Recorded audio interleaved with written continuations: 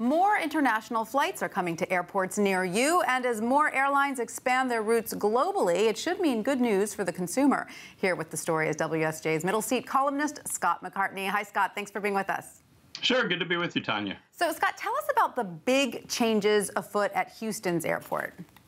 Well, there's an international explosion going on. The airport has recruited and offered incentives to lots of international airlines, from Turkish to Air China. United has expanded, but what's really interesting is the growth of discount low-fare airlines in international markets. Next month, Spirit starts flying to 7 new international destinations from Houston. Southwest Airlines has already started flying to Aruba from Houston because there's a U.S. pre-clearance facility there.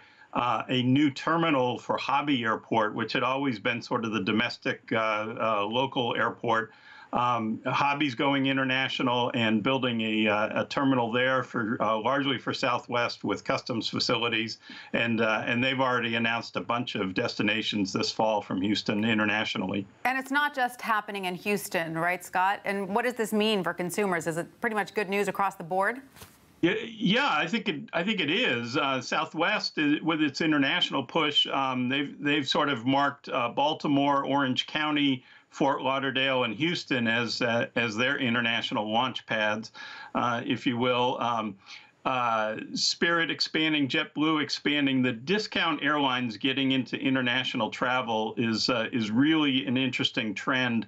They've pretty well saturated the domestic market, and this is where they need to go. And so they're having a lot of the same effect that they did domestically, bringing in new service, lower fares, new options for travelers. Well, that's all great. The lower fares are fantastic, but how are these airlines going to have to change for 5 or 6 hour flights? I mean, a bag of chips isn't going to cut it anymore.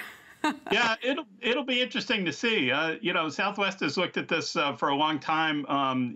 They fly from Baltimore to Oakland, and they fly some long domestic flights.